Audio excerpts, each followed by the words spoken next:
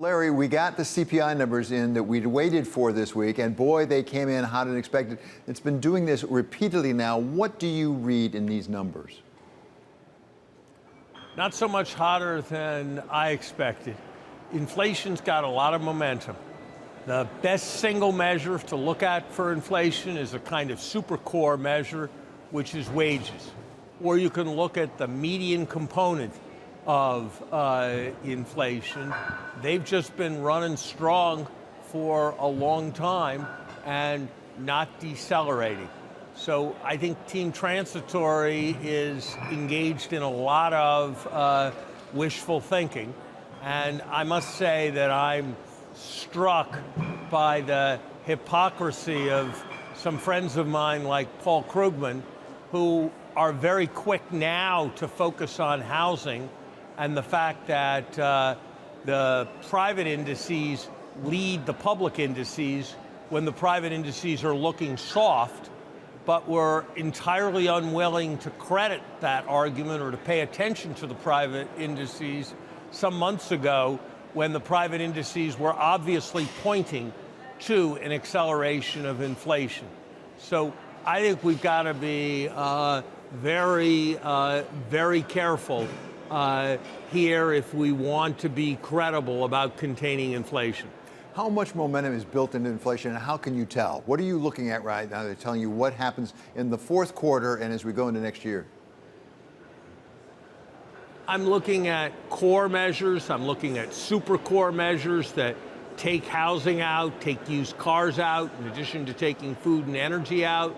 I'm looking at the so-called median inflation component, whatever product it is that's right in the middle. I'm looking at the so-called trimmed mean that looks at the middle half of the distribution of product prices. And very crucially for me, I'm looking at wages, which is a kind of super core measure because labor goes into everything. And all of those are saying that inflation's not really coming down very fast, if it's coming down at all, and that it's way above the 2% target or any acceptable level. Besides the CPI numbers, Larry, a very big story throughout the week has been and continues to be Great Britain, where you had the Bank of England come in with their emergency buying of long-term gilts that is due to expire on Friday, the end of this week. At the same time, we now have Liz Truss coming out and making some changes. Give us your take on what's going on in the British economy and, more importantly, the management of the British economy. Look, I think this is probably going to be a textbook case of crisis creation followed by crisis mismanagement. I'd be surprised if we were in the seventh inning of this particular set of challenges.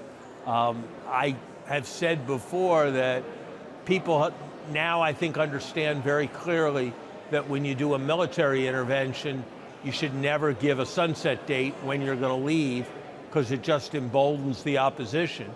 And I think something similar is true of last resort finance, where the kind of deadline the Bank of England gave, I think, is asking for trouble down the road.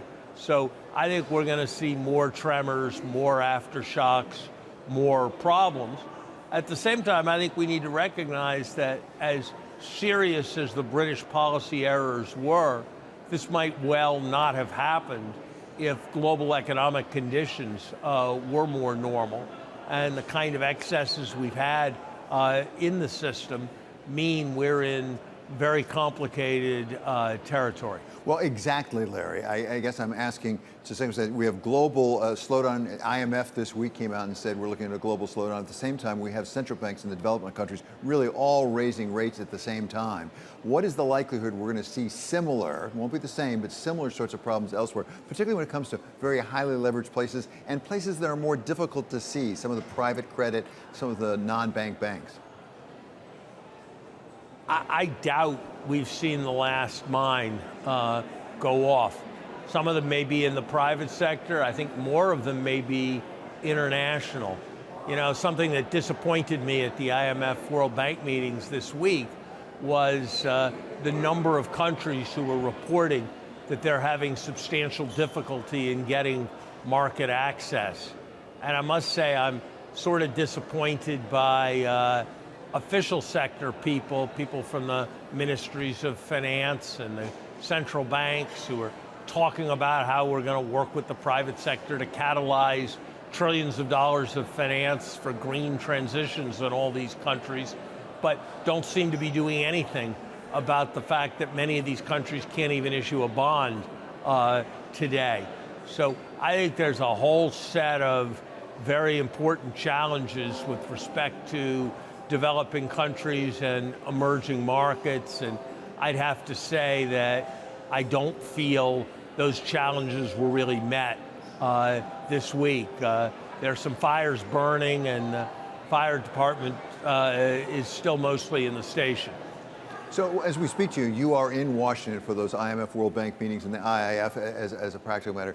You were very outspoken in a Project Syndicate piece, also actually speaking with David Malpass, the head of the World Bank, about the role of the World Bank right now on things like sustainability. What is going on there? Is the World Bank playing the role it should be playing, and what should it be doing? No, I think it is playing its usual roles in its usual way. And I think generally the economic crisis of the moment demands major changes in approach, just as the security crisis in Ukraine demanded major changes in approach, and we're not really quite seeing it yet. The World Bank needs to be much more aggressive in the use of its balance sheet, and it also needs to get much more capital. And instead of having a fight about which of those two things is more important, we need to do both of them. Because the one mistake we're certain not to make is over-investing in the green transition. And so we need to make sure we're doing everything we can to support that transition.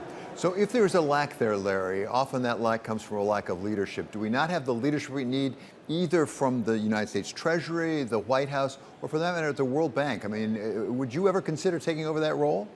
I think that we do need leadership that points towards larger changes in business as usual than we're seeing in the financial area.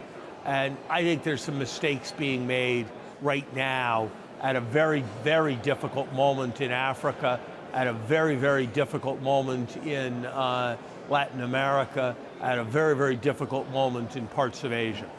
Larry, one piece of news which was actually really hit the markets but has not gotten too much attention is what the United States did with respect to semiconductors and China. The chips market really went down substantially, and it took a lot of the tech with it. At a time of so much difficulty globally, what are the possible effects of those sorts of trade actions? You know, the kind of large-scale cutoff on cooperation in semiconductors that the Biden administration announced, I don't think it's possible to pass an overall judgment on that without understanding the security risks that they saw, which depend on classified information, which those of us on the outside don't have. But this was a highly consequential increase in economic aggressiveness. This is different than a trade fight over a specific product or a specific trade practice. This was a pretty across-the-board effort in something that's very, very difficult to challenge China's ability to grow and to develop technology. And so I think it's going to have some far-reaching implications.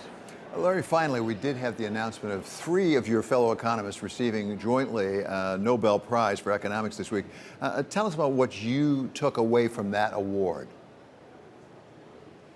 Look, I think it was the analytical recognition of something that practical people had known for a long time, which is that banks and finance are different, that they're subject to confidence crises that are kind of apart from the fundamentals of what's going on, and that you got to be very mindful in public policy to maintain confidence in financial intermediation in a way that's a bit different than you have to with respect to manufacturing companies or airlines or something else. It was very fundamental research, theoretical research in the case of Diamond and Dybvig using mathematics, careful historical study in the case of Bernanke that I think served him very well during his time at the Fed.